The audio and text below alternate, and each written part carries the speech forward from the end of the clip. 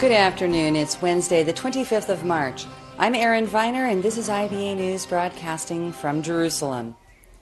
We open with politics, and in less than 4 hours, President Reuven Rivlin will entrust Prime Minister Benjamin Netanyahu with forming his fourth government when the two meet at the president's official residence in Jerusalem. But coalition negotiations are already underway. IBA's political correspondent Eli Wogelenter is here to tell us more.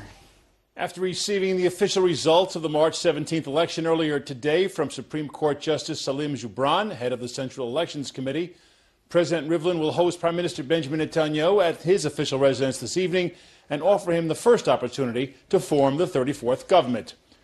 Netanyahu will then have 28 days to form his government. If he uses all that time, it will take us to Wednesday evening, April 22nd, the night of Independence Day. If he does not succeed during that period, he can request a 14-day extension, which would end on May 6th, the night of Lag BaOmer. Netanyahu earned the right to get first crack at forming the government after 67 members of the new Knesset from 6 parties recommended his candidacy. Netanyahu will now plunge into intense horse trading as potential coalition partners battle for portfolios and the promises. While formal coalition negotiations will begin tomorrow at the Knesset, Netanyahu has already been meeting with various factions. Netanyahu met over the last 48 hours with what are called his natural partners, Naftali Bennett of Bayit Yehudi, Avigdor Lieberman of Yisrael Beitenu, and Moshe Kachlon of Kulanu.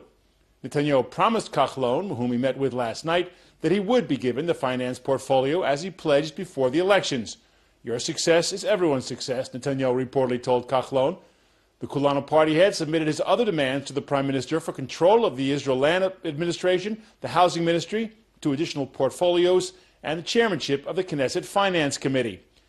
Earlier yesterday, Netanyahu met with Lieberman, who wants the Defense Ministry. Netanyahu told him he would not give the job to a leader of a party with only 6 seats.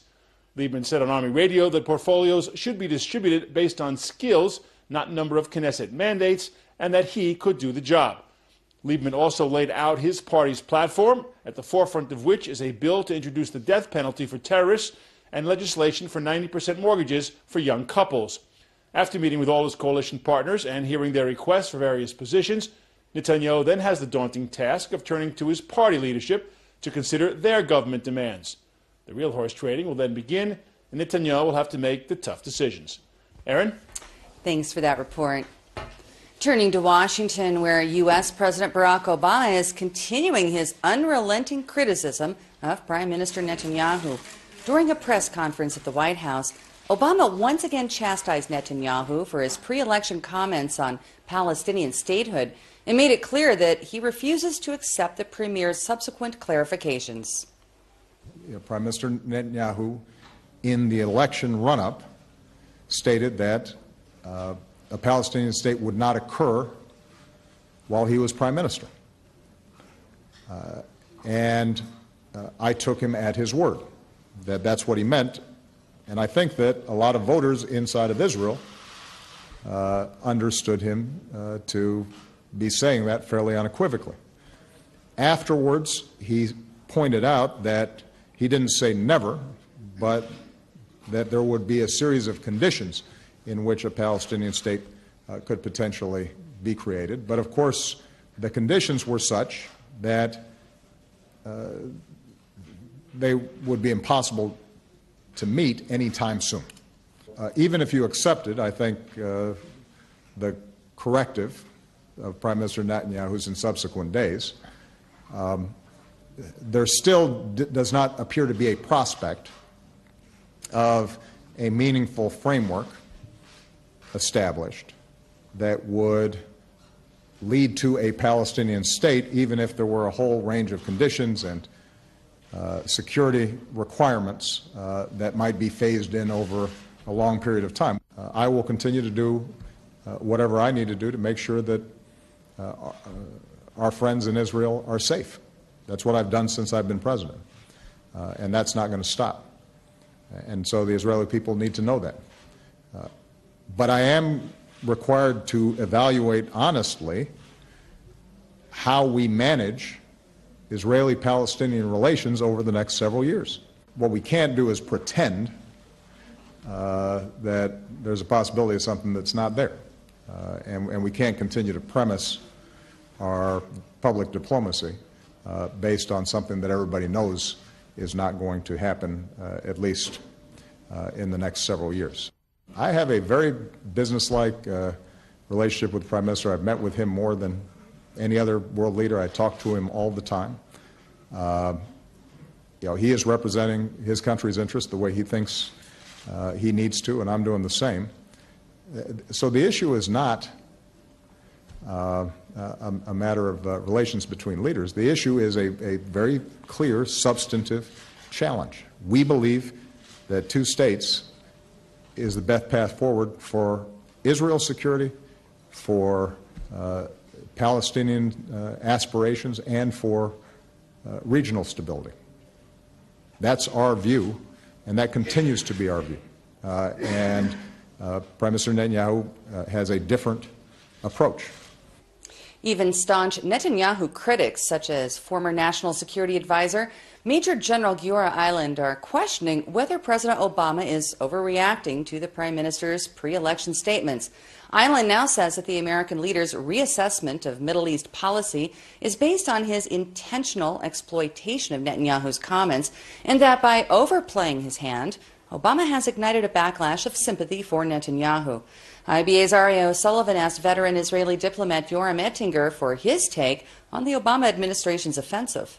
It seems to me that right now the president is trying to coerce Netanyahu into certain policy, and it's going to be a devastating error for Netanyahu to follow the advice of Obama, who erred on every single issue in the Middle East. It was Obama who stabbed the back of America's ally in Egypt, Mubarak. It was Obama who provided tailwind to the Muslim Brotherhood to take over Egypt. Muslim Brotherhood, the largest Muslim terror organization in the Middle East. It was Obama who welcomed the Arab tsunami as if it was spring, transitioning the Arab world into democracy. It was Obama who transformed Libya into one of the largest arena for terrorism in the Middle East. It was Obama who helped Iran take over much of Iraq. And in fact, it has been Obama who facilitated Iran's almost takeover of Yemen. Interesting to note that Saudi Arabia is urging Obama to heed Netanyahu's speech in Congress, because Saudi Arabia, Abu Dhabi, Dubai, Kuwait, Bahrain, as well as Jordan and Egypt, the pro-American Arab countries, are very, very skeptic and fearful of the consequences of Obama's policy in the Middle East. Following yesterday's Wall Street Journal report on alleged Israeli spying on the Iranian nuclear talks, President Obama is denying that he has kept either Congress or Israel in the dark over details of the negotiations. With respect to the possibility of an agreement that ensures that Iran doesn't get a nuclear weapon, we have not just briefed Congress about the progress or lack thereof that's being made, but we also briefed the Israelis and our other partners in the region and around the world. And if, in fact, an agreement is arrived at that we feel confident will prevent Iran from obtaining a nuclear weapon, it's going to be there for everybody to see.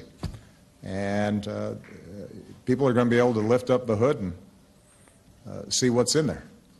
So, I have confidence that if there's an agreement, it's going to be a good agreement that's good for American security and Israeli security and the region's security. And if it isn't, then there probably won't be an agreement. So there will be, I think, significant transparency in the whole process. Government officials in Jerusalem are strongly denying that Wall Street Journal report that was written by the publication's Adam Entus, who spoke last night with Israel Television's Yaakov Elon. Heard sometime last year, soon after the negotiations resumed in Geneva in 2014, that they picked up this intercepted communication in which Israeli officials were overheard talking about details from the negotiations that the Americans concluded came out of the closed-door negotiations. The other thing, if Congress needs Israeli intelligence to tell them what's going on, there's a problem there. Yeah, I think, from the perspective of the Israeli government, obviously the Iran issue is existential. This is such a huge, important moment in time. And from the Israeli perspective, you can understand why there would be this desire to explain to lawmakers how Israel sees it and how Netanyahu's government sees it. And so that's the motivation for the Israelis being on the Hill, meeting with lawmakers in the run-up to Netanyahu's speech on March 3rd. From the administration, the U.S. administration's perspective, they see it as sort of their space in some ways. They were hoping, I think, to have a deal and explain it to lawmakers from their perspective, because obviously they see it as a more positive deal, even though it's not fully cooked yet. Obviously, they see it as more positive than the Israeli government. So it kind of comes down to an information campaign by both sides to try to shape perceptions about what the nature of this agreement is and whether it's good or bad. Now, briefly, to sum up, U.S.-Israeli relations seem to really hit rock bottom. Is there any way out of this?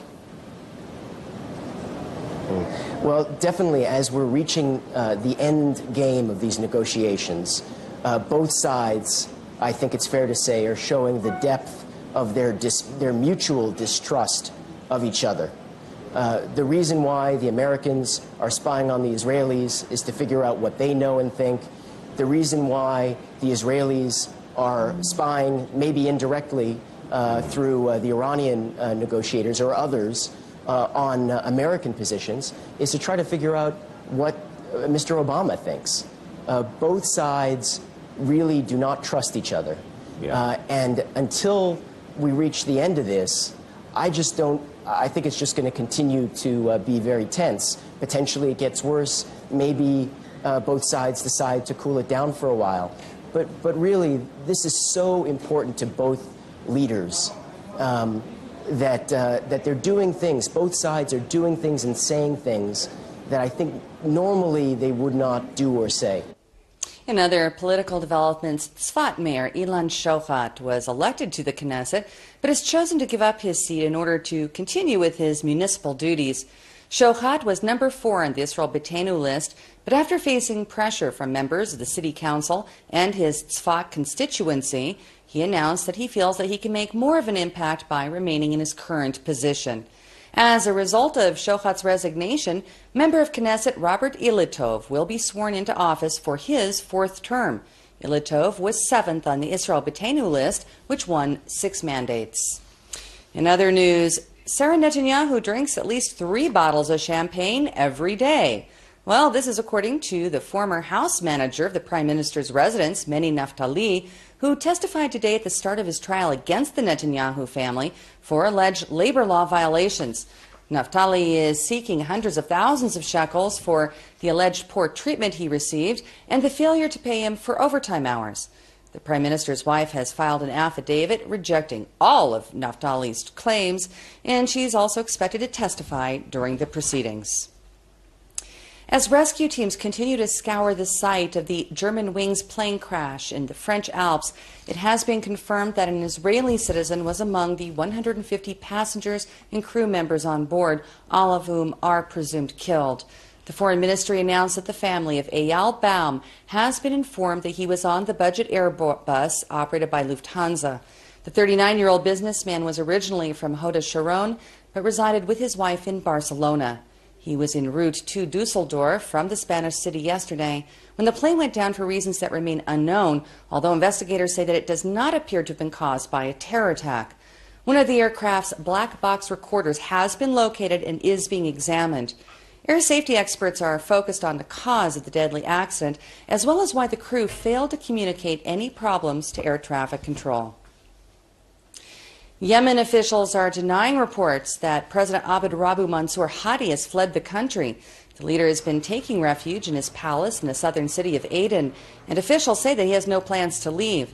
Hadi fled the capital city, Sana'a, last month after it was overrun by Iranian-backed Shiite Houthi rebels.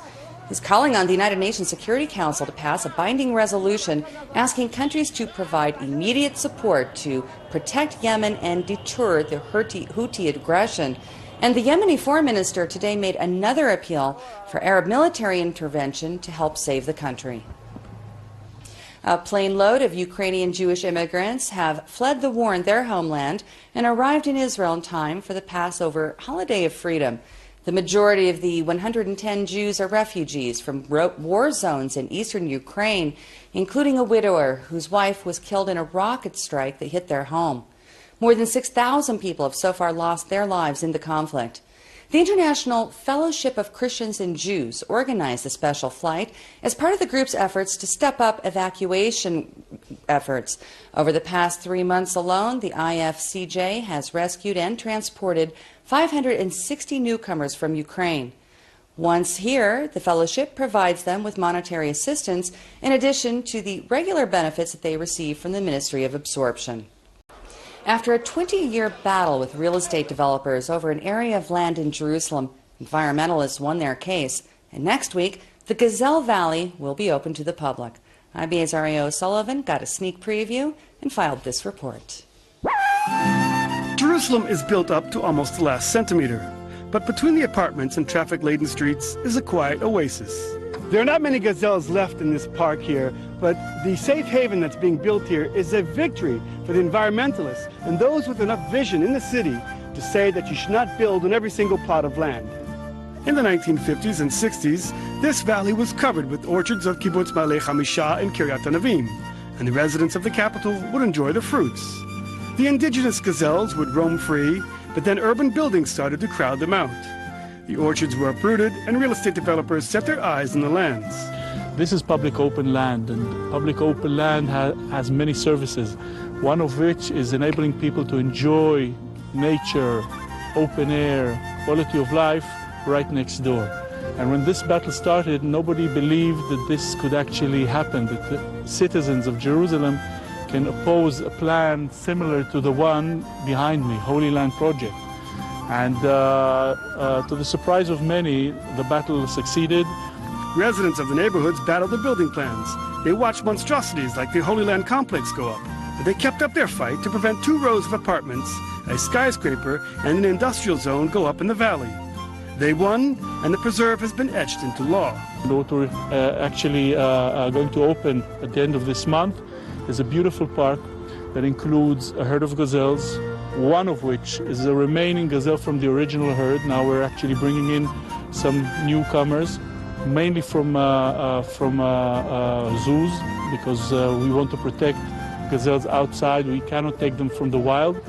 We have created a wetland that consists of water retention. A lot of the water that drains off the city with all the dirt is collected here and treated in a very unique system that recycles the water through a system of lakes.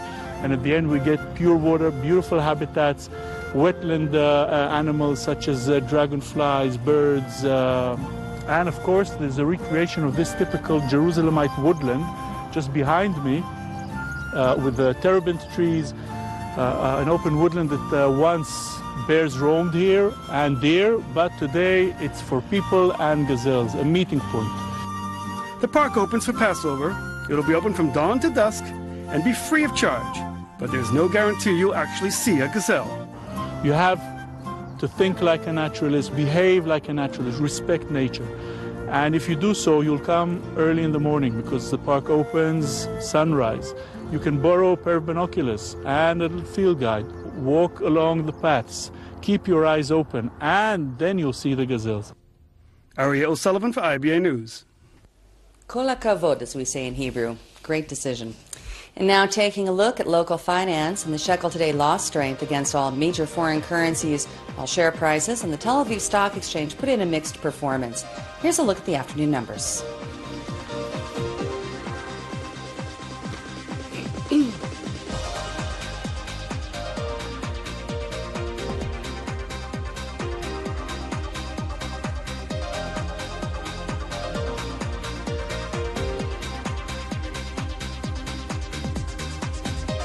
The IBA weather team tells us to expect another unseasonably warm day tomorrow, when there will be an additional slight rise in temperatures, along with strong easterly winds starting tonight and prevailing during the morning tomorrow. Here's the forecast at home and abroad over the next 24 hours.